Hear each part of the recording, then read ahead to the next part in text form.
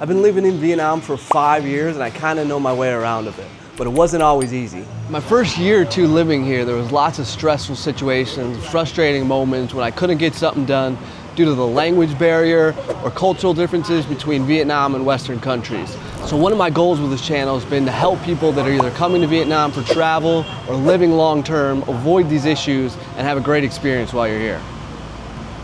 Vietnam is not like Thailand or Bali where the infrastructure for foreigners is already well established, most people speak English, and generally everything is catered for foreigners to make life easy.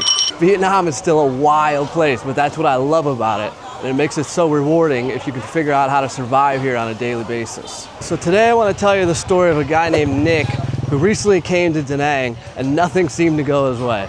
So he sent me this long message explaining why he didn't have a good time in Da Nang and he decided to cut his trip short after 2 weeks when he was planning on being here for 3 months. So I'm explaining where he went wrong and how you can avoid having the same issues as him. Now, one of the first decisions you're gonna have to make is where to stay. So if you're coming short term, you're probably just looking for a nice hotel close to the beach for good value. And that's why I made a hotel guide with all of my best recommendations for where to stay in Da Nang. It's free and you can download it, so hopefully you can find a good place to stay. But if you're staying long term, things get a little bit more complicated. So Nick booked an Airbnb for a couple of weeks when he first arrived, but then he had some problems with the landlord, he didn't like the place, and he ended up moving around a couple times. So a lot of people think that Airbnbs might be a good option for staying 1 to 3 months, but there's a few things to think about. For one, the place is never going to be as good as it looks in the pictures. So you want to check out places in person before you book anything long term. You also want to check about the noise in the area.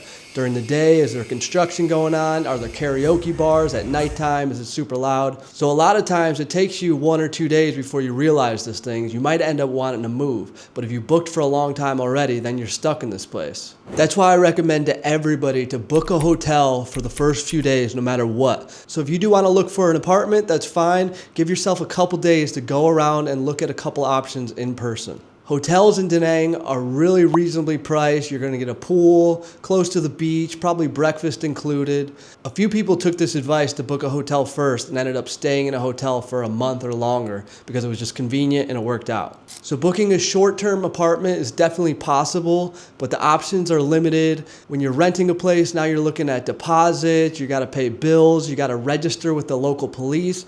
Just a few things that make it more of a hassle than staying in a hotel. So for me, anything less than a month, all I'd be thinking about is booking a nice hotel, good value, close to the beach, and be done with it. Nothing to worry about. The next thing you'll have to worry about is how you're gonna get around town. So if you're coming for a short trip, you can easily get by taking grab taxis for cheap. But if you're here long term, you're gonna wanna rent a motorbike, so it's gonna be more convenient to get around.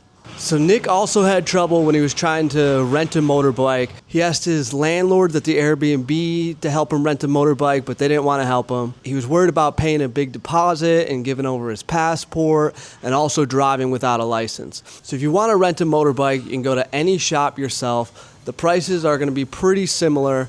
I'll put some recommendations for shops in the description. You might have to show a picture of your passport, but you won't have to hand your passport over, and they'll always rent you a bike without a driver's license. So here's the deal with motorbikes in Vietnam. Most foreigners and plenty of Vietnamese drive every day without a license. Now there's always the chance you can get pulled over by the police, but me personally, I've been pulled over 1 time in Da Nang in over a year. I rarely ever even see cops on the streets. Now, if you get pulled over, even if you did have a license, they're gonna try to get a couple $100K out of you. So here's a pro tip. Whenever you're driving around town, keep 200 or 300K in a pocket or a bag somewhere and keep all your other cash separately. So they're gonna tell you that you broke a rule and they're gonna show you in the book that it costs 3 million or 5 million. You're gonna say, hey, I've only got a couple $100K cash on me. They're gonna take it every time and send you on their way. Don't carry your passport around with you. If they see that, they'll take that from you because now they know they can get more money out of you. But really, renting a motorbike is easy. Wear a helmet. Don't drive like an idiot. You're gonna be fine. Now let's talk about Vietnamese food. Now this is where Nick, this poor guy, got it really wrong. He told me that he didn't enjoy any of the food that he tried, and he ended up having most of his meals in the supermarket food court. Now, another thing I've been trying to do with this channel is introduce people that are coming to Vietnam to some Vietnamese dishes that they might not otherwise know about or even think to try. So I can't stress it enough. You gotta go into the local joints. You can't be shy. You gotta try some new things. You might not get it right every time, but I promise you're gonna find some new dishes that'll be some of your favorite meals you've ever had. If you need help finding places, I made a food guide and a custom Google map with all my recommendations for places to eat in Da Nang. You can download it for free, so check it out. So I've got 2 more topics to cover. If you like videos like this, learning about Vietnam, definitely subscribe to the channel. So I made a video a while back about cost of living in Da Nang, and I mentioned that I pay $30 a month to go to one of the nicest gyms in all of Da Nang. But what I didn't mention is that that price is only for a long-term contract. So that's my bad. So if you want to join this gym in particular, for short term, they're going to charge you about $80 a month, which is crazy, and you definitely shouldn't pay that. So Nick had seen the old video. He showed up expecting a much lower price, but they still talked him into a really expensive package, and he paid way more than he wanted to. So obviously he wasn't very happy. So when you go to check out a gym in Da Nang, it's like everything else in Vietnam. You got to negotiate and haggle the price until you get a deal that you're happy with. So when you first show up, they're going to give you some outrageous prices. You got to negotiate and see if they'll meet you what you want to pay. If not, you walk out and you find another spot. There's plenty of good quality gyms for reasonable prices in Da Nang. By the way, this place is called Elite Fitness, and if you do sign up here, tell them Travis sent you. Now, the last thing I want to talk about today is the visa situation in Vietnam. So our friend Nick didn't last long enough that he had to worry about renewing his visa. But there's plenty of people that are planning on staying long term, but they're really concerned about the visa situation here. So let me break it down for you. If you're on a tourist visa, you can only stay for 3 months at a time, and then you have to leave the country. Now, technically, you're supposed to cross the border, leave the country, before you can apply for the new visa.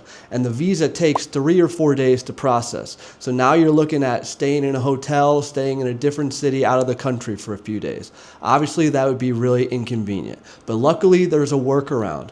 You can use visa agents to get the visa fast-tracked, so the visa will be approved in a few hours, and you can leave the country and still come back in the same day. So depending on where you are in the country, if you're in central or northern Vietnam, it probably makes sense to buy a round-trip flight to Thailand and back. If you're in Ho Chi Minh City, for example, it usually is cheaper to take a bus to the Cambodian border. And again, you can be back in the city in the same day.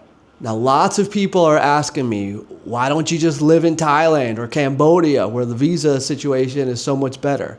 Yeah, that's all true. But for me, the cost of living and the quality of life you have in Vietnam is worth dealing with these issues. And for me, I love Vietnam. I would be here even if the situation was a lot more inconvenient than it already is. So if you're thinking you might want to try this, I definitely recommend using a visa agent. So if you want his contact, you can send me a message and I'll make sure you get connected. Now, if you have any questions at all about Vietnam, send me a message. I've been doing some one-on-one calls with people lately that really want to get into the details of moving to Vietnam. It's complicated, but it's possible if you know how to do it right. So for now, subscribe to the channel. Thanks for watching. I'll see you in the next one. Peace.